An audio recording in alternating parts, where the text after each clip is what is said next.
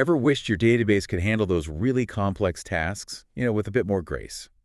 Especially when you're dealing with tons of user requests in like a PHP application. It's all about efficiency, right? Exactly. And that's what today's deep dive is all about. Unlocking the power of MySQL stored procedures. Instead of sending those same complex SQL instructions over the network, like every single time. You're saying it's kind of like asking a chef to cook the same complicated dish from scratch over and over and over again. Right. Instead, you can have that recipe, that really complex recipe, prepped and ready to go right there in the kitchen. Okay, I'm already hungry, but keep going. Less waiting, faster service, everyone wins, right? Exactly. But we're talking about databases here, not delicious dinners. So break it down for me. What are stored procedures? And why should someone who's already comfortable with PHP and MySQL be this excited? It's all about working smarter, not harder. So let's say you're building an online store, and every time someone checks out, you need to update the inventory. You need to process the payments, maybe generate an order confirmation. It's a lot. Right. A stored procedure, it bundles all that logic directly inside the database instead of having all these separate SQL queries for each of those steps, in your PHP code. So less back and forth, more efficiency, and fewer chances for things to go wrong. Sign me up. Exactly. And this is where our friends over at plus2net.com, who graciously provided the source material for this deep dive, really get into the weeds on using stored procedures with PHP PDO. Yeah, and PDO, by the way, or PHP data objects, that provides that really secure and efficient channel for talking to your database. Think of it like a dedicated translator, making sure your PHP code and the MySQL database, they understand each other perfectly. No more lost in translation moments. That's definitely a relief. Yeah. Okay, so before we get too far ahead, let's walk through a concrete example. Plus2net starts with this simple stored procedure called getStudentById. Yeah, it's a classic for a reason. It demonstrates how elegantly stored procedures can handle a very, very common task, retrieving specific data based on an ID. In this case, it's using the example of a student ID to fetch the student details. Perfect. So let's say we've got our database all set up. How do we actually create one of these magical stored procedures? Talk to me like I'm coding this thing live. Okay, so let's create that getStudentByStored procedure. Plus2net begins with this. Delimiter create procedure getStudentBy'd in student B and T. Begin select from student where student end delimiter. Okay, I'm seeing some familiar SQL syntax in there, but what's with the delimiter at the beginning and the end? Oh, that's a great question. That's basically signaling to MySQL that we're defining something a bit more complex than just a single line query. So the delimiter temporarily changes the command terminator, usually a semicolon, to double slashes. Ah, okay. So it's like putting up these clear markers so MySQL knows to treat this entire stored procedure definition, which, by the way, might have multiple semicolons within its logic, as one cohesive block. So it's like saying, hold on, MySQL, this is all one important instruction, and then we switch it back at the end with delimiter. Clever. Exactly. Prevents it from, getting confused and trying to execute parts of the procedure too early. Right. Now focusing on what's happening in the core of this procedure, we see that familiar select statement, right? Fetching data from a table called student.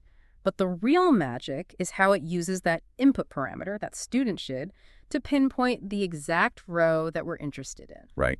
So we're defining the procedure to expect a student as input, which has to be an integer. And then when we call this procedure, we'll provide the specific ID, and it's going to grab the data just for that student. So efficient. Exactly. Cool. And that AN keyword before student end, that's signifying that it's an input parameter. It's a piece of data we're going to feed to the procedure when we want to actually use it. Okay, so we've got our recipe prepped. Our stored procedure is defined.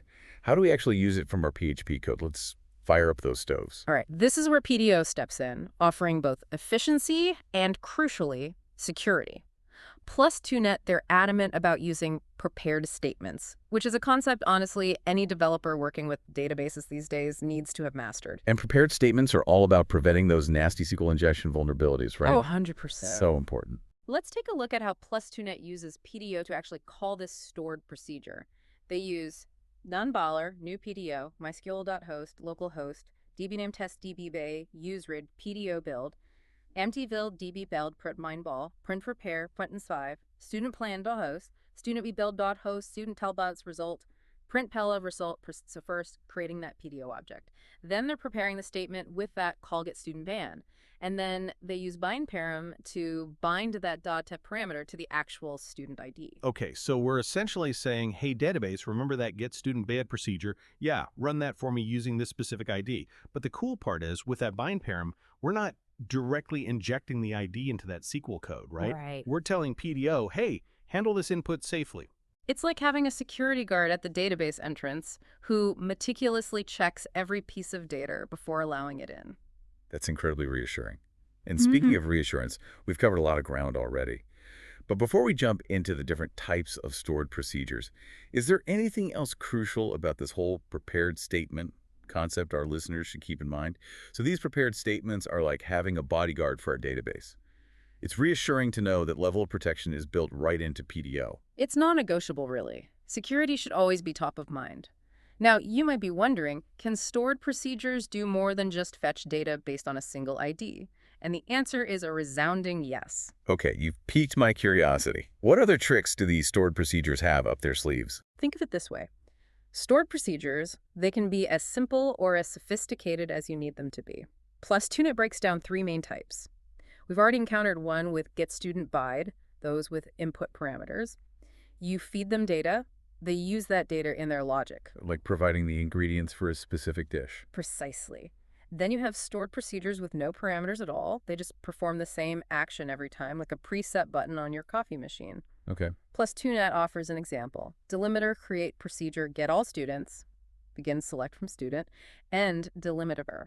This procedure, named get all students, it will just consistently return all rows from that student table. Handy for those tasks where consistency is key. But let's talk about those sophisticated stored procedures you mentioned earlier. What makes them so special? Imagine not just sending instructions, but getting valuable feedback in return. Okay. That's where stored procedures with output parameters come in. They don't just take your input, they send back results, calculations, even messages. Oh, wow.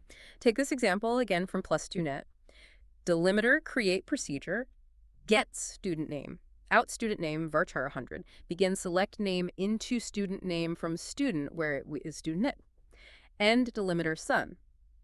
This one takes a student ID, but it also uses out student name, varchar 100, to declare and output a student's name, which you can then use. Okay. It utilizes that outno variable internally and then returns this result. Okay, so it's like sending a question to the database, and it doesn't just point to the answer. It writes it down and hands it back to you. Incredibly efficient. And incredibly powerful. And +2net, they don't stop there.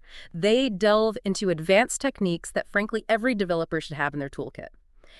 Error handling is a prime example.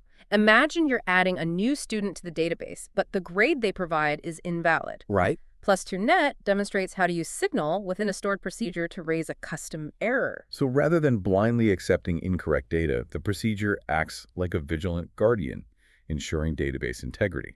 I like it. Exactly.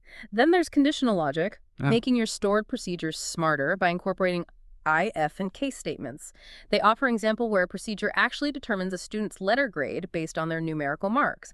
It's like having a mini decision-making engine right inside your database. Wait, the database can actually make decisions based on the data itself. Yeah. That's a game changer. But doesn't that add a lot of complexity? What about keeping things manageable? Valid point. It's a balancing act. While pushing logic to the database can bring huge performance benefits, it's crucial to maintain clarity. Right. That's where good design and documentation become really, really important.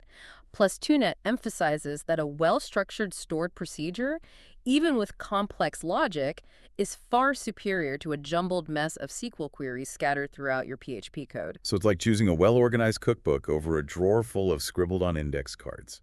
Organization is key. Speaking of which, +2net also touches on fetching multiple rows of data with stored procedures. Is that as straightforward as it sounds? It can be surprisingly elegant. Instead of making multiple trips to the database to fetch related data, you can retrieve it all in one go using a single call. Nice. They provide an example of grabbing like a set of students based on like a range of marks. This not only simplifies your PHP code, but significantly reduces this back and forth communication between your application and the database, leading Faster loading times. Yeah. And happier users. I'm starting to see the aha moment Plus2Net talks about.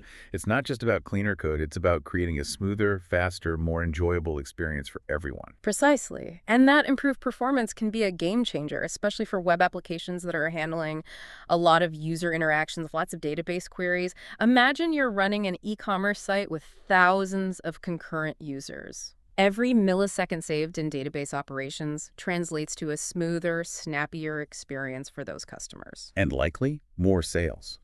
But, even beyond those practical benefits, there's something, I don't know, intellectually satisfying about harnessing the power of these stored procedures. It's like we're tapping into the full potential of what a database can do. Absolutely. It's about moving beyond basic CR-root operations, create, read, update, delete, and building truly sophisticated data-driven applications. Plus2Net hints at this by suggesting we think of stored procedures not just as query optimizers, but as building blocks for complex business logic. Okay, now my mind is racing. Good. But before I get too carried away, are there any potential downsides to consider? There are always two sides to every coin. So we've established that stored procedures are incredibly powerful, but is there a catch? When wouldn't you want to use them? That's the sign of a true deep diver, always looking for those critical nuances. And you're right, no tool is perfect for every situation. One trade-off to consider is complexity. Okay. While stored procedures can make your code a lot cleaner, more efficient, they do introduce a new layer of logic to manage. So if you're not careful, you could end up with these super efficient but also super complicated stored procedures that nobody, including your future self, wants to touch. Exactly. Debugging and maintaining complex stored procedures can be tricky, especially if they're poorly documented. It's like anything else in programming, good design principles, breaking down large procedures into smaller, more manageable chunks, and commenting your code thoroughly is essential. Otherwise, you risk creating a black box that's more trouble than it's worth, even if it runs fast. Exactly. It's also important to remember that stored procedures, by their very nature, tie your logic more closely to the database. Okay. This can impact portability if you ever decide to switch to a different database system. So while they're fantastic for squeezing every ounce of performance out of MySQL, they might not be the best choice if you need your application to be super flexible and database agnostic. Exactly. It's always a balancing act. But those trade-offs shouldn't overshadow the immense value stored procedures offer when used strategically. That's what I appreciate about Plus2Net's approach. They don't shy away from acknowledging both the benefits and the potential drawbacks. It's about making informed decisions as a developer. Precisely. And the key takeaway here is this. Stored procedures, when wielded with care and understanding, can be absolute game changers for your web applications, especially those relying heavily on PHP and MySQL. They can speed up your applications, make your code cleaner, and help you build more sophisticated data-driven features. And ultimately, that's what we all strive for as developers, right? Creating applications that are not only functional, but also elegant, efficient, and enjoyable to use. Absolutely. So for our listeners who are ready to take the plunge and unlock this superpower for themselves, what's the one thing you want them to remember? Don't be afraid to experiment. Start small, maybe with a simple stored procedure to replace a frequently used query in your code. Once you get the hang of it, gradually explore those more advanced techniques. Error handling, conditional logic, output parameters. See how you can weave these tools into your existing workflow. It's about treating stored procedures not as some esoteric database magic, but as practical tools in your developer toolkit. Exactly. And as you experiment, start thinking bigger. Instead of just optimizing individual queries, imagine building entire features or even applications with stored procedures at their core. Now that's an exciting thought, thinking of stored procedures as building blocks for a whole new level of application development. Precisely. And who knows, maybe you'll create the next big thing. I love it. A huge thank you to our expert for sharing their incredible insights, and to plus2net.com for providing such a comprehensive and insightful resource. It's been a pleasure having you. The pleasure was all mine. Always happy to dive deep. And to our listeners, we hope this deep dive has inspired you to explore the power of MySQL stored procedures and unlock new possibilities in your own projects. Until next time, keep exploring, keep learning, and keep diving deep.